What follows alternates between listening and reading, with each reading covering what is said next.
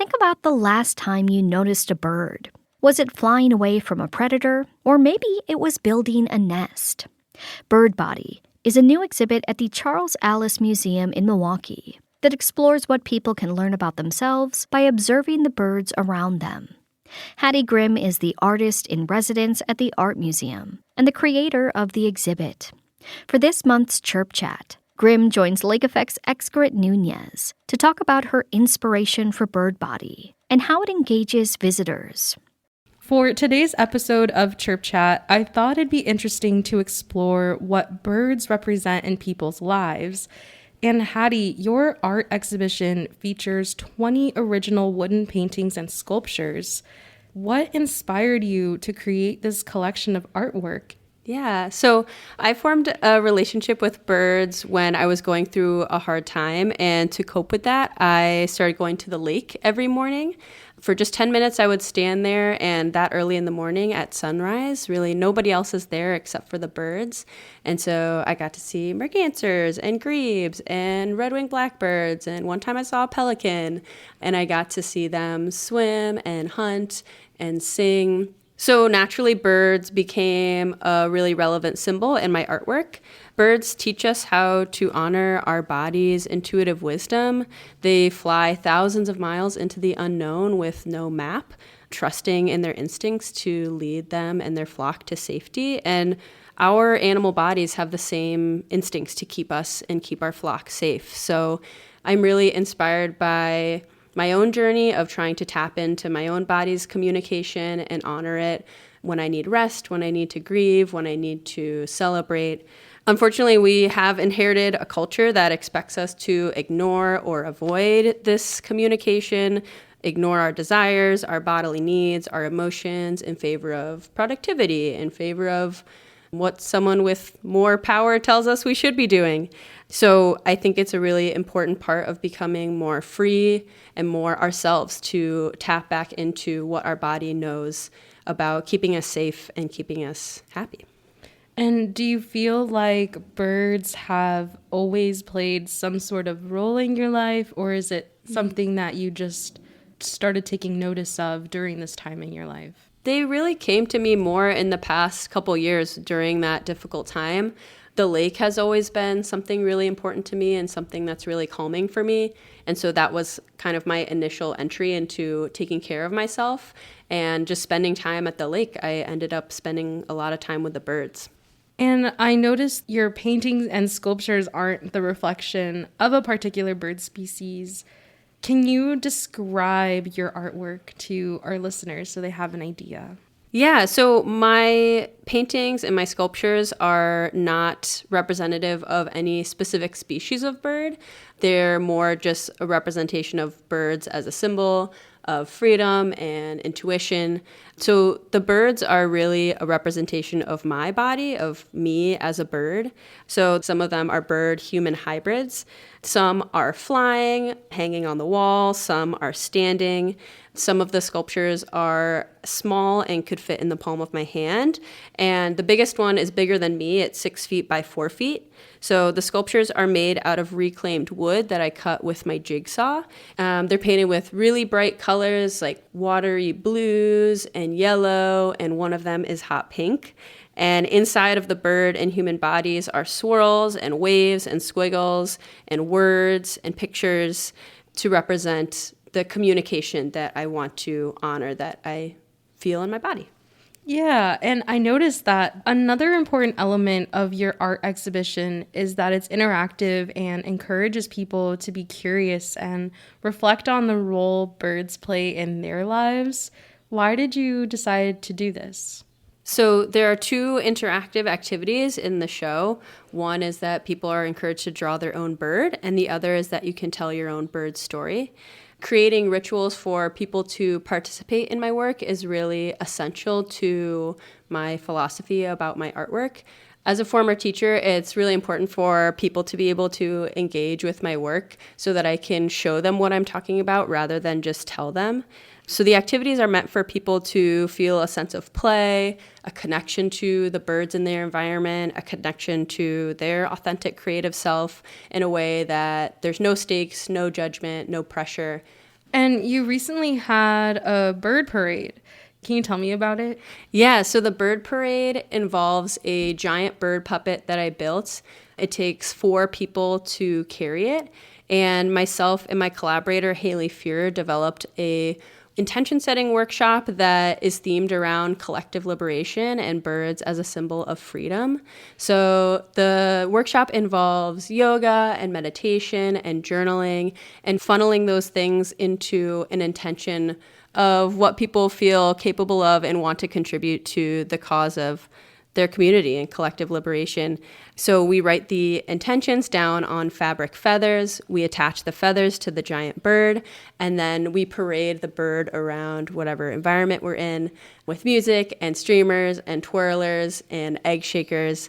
And it's a really beautiful celebration to feel connected to one another, connected to the natural world, connected to ourselves. I love that. And I could understand how I would feel even more connected to the environment that we're in when we're sharing that space. In general, I guess, what do you hope people come away with after seeing your artwork? I hope that people can just offer themselves a moment to tune into their own bodies and emotions and just give themselves a moment to move away from a state of frozen panic or overwhelm that we can find ourselves in and more into a flow in feeling feelings and expressing ourselves and connecting with others. Invite them to be thoughtful about the small beauties in birds and their lives and just be appreciative of the life that we have on Earth and the world around us. Absolutely. And I understand that people who submitted bird stories during your art exhibit have agreed to have them read or played. Can we read a few together? Yeah, absolutely. I would love to. People were really thoughtful in their stories that they reflected on. Here's one. It says, "The birds in this Amazon rainforest are majestic. Visiting made me want to know more about birds. As I grow older, I begin to understand the intrigue of them." Oh, wow. That's really sweet. Okay, so here's another bird memory someone shared. Getting to see the resplendent quetzal in Guatemala alongside new friends. It was stunning and awe-inspiring. That's Beautiful. Yeah, that's so sweet. That's a great one. Let's see. This is a really sweet one. It says, "I never got to meet my mom's dad, at least not a time where I could remember. Anytime we ever saw a cardinal, my mom would tell me that it was her dad checking in on us." Another one that's really cute is, "My dad's favorite bird is the chickadee. I always think of him when I see them or hear their call, chickadee-dee-dee. I love the springtime for the birds," or "I love birds for the spring?" ? Oh, it's sweet how many of these bird stories involve family members or loved ones, that the natural world connects us also to our loved ones in the human world. Yeah, like even if they're not there or present. Yeah. Another one that stood out to me was, "My grandparents' cottage in Michigan sits on a small lake where blue herons always frequent. Whenever I see a blue heron, I'm reminded of all my childhood memories of my family going to our little lake house together. The herons were always silent observers of us and everyone on the lake. It was as if they stood still and watched us for hours." That's a beautiful one. Well, I really enjoyed reading a few bird memories with you. Thank you so much for sharing that with me. Before we wrap up, at the end of every Chirp Chat, I love for guests to shine a spotlight on a bird for the month. So, Hattie, I'm wondering, what's a bird you'd like to highlight this month? Well, I know that we have this bird in common, but I want to highlight mourning doves this month. Mourning doves are a type of dove. They're grayish brown, and they like to hang out up high on power lines or up in trees, but I've also seen them walking around the ground in my alley. But I picked them because I find their cooing to be really comforting, how slow and low it is. It almost feels like a sound that I can make, that I can relate to. But I've been especially noticing them lately since my beloved dog Teddy passed away. And spending time around a mourning dove feels kind of like spending time with him, just sitting and watching and appreciating the day, having nowhere to be, not rushed, just sitting up on the wire, enjoying the sunshine. Oh my God, Hattie made me cry. Oh, me too. So sweet. I know. Yeah, mourning doves are special. Hattie, thank you so much for speaking with me today. I really enjoyed learning more about your artwork and reflecting on what birds can teach us. This was really fun. Thank you so much, Excred. I had a lovely time, and yeah, I love birds. Hattie Grimm is the artist in residence at the Charles Allis Art Museum. She spoke with Lake Effect's Excred Nunez about her exhibit, Bird Body, for a monthly series we call Chirp Chat. You can visit Grimm's exhibit at the Charles Allis Art Museum through September 25th. Now we'll hear an audio collage of people sharing their bird memories, which they recorded at Grimm's exhibit. My favorite bird memory is the fact that my uncle, who passed away in February 2025, appears to us every morning as a cardinal. So when I sit out on my front porch with my morning coffee, every day without fail, he comes down to our bird feeder, says hello, and watches over us.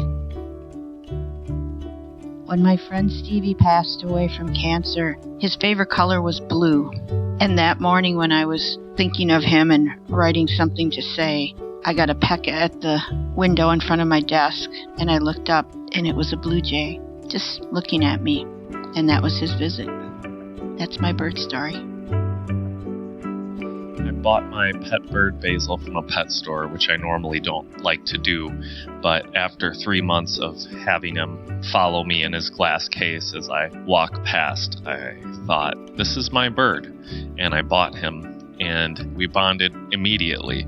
And we had struggles when he had prepubescent hormones kicking in. We got into a fight, and it left me with 21 bloody wounds at the end of the week after trying to rebond with him and retrain him. It worked, though, and now we have just the best relationship. He's just my little buddy. He's my little dinosaur. He's my little dancing partner. He loves bad pop music. So it's amazing how the mammal and dinosaur souls can connect, even though historically they've been enemies in the tale of evolution. When I was in middle school, I went to the pet store one day with my cousins, and there was a lone lovebird in a cage at the store. And I asked my mom if I could get it, and she said yes, and I named him Lovey. And he was the most beautiful bird I'd ever seen. He was small and green with a little bit of orange around his face. And he would sit on my shoulder while I did homework and hang out in my room and chill on my computer desk while I web chatted with my friends. And one day he just died, and I had no idea why. And then I Googled lovebirds, and they actually are supposed to be living in pairs. That's why they're called lovebirds. They die if they're alone. And it was one of the saddest memories of my childhood because I thought my love maybe should have been enough for him, and it wasn't. I think it taught me that, there's some things in nature that we just don't understand. Anyway, R.I.P. Lovey. I've moved around a lot, and for a few years I was living in Austin, Texas, and just being really sad that there is no high ground. It's so flat. They call it hill country. They're full of liars. However, there's a beautiful, beautiful piece of land called Raymer's Ranch that my friends and I would go out climbing in, and I got to the top of the wall and just sat there because it's a beautiful view. It's cool in the shade. Texas summer. It was a very precious thing. And I look around, and maybe 5 feet away is just a turkey vulture.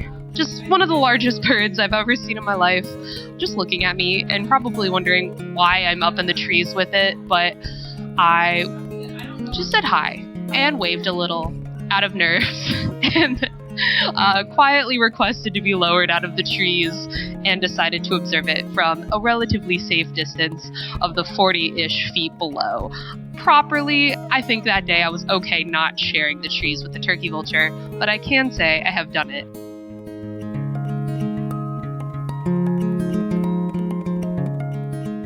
Those were voice recordings from people who visited Hattie Grimm's exhibit called Bird Body, now on display at the Charles Allis Museum. You can listen to more episodes of Chirp Chat at WUWM.com. or wherever you get your podcasts.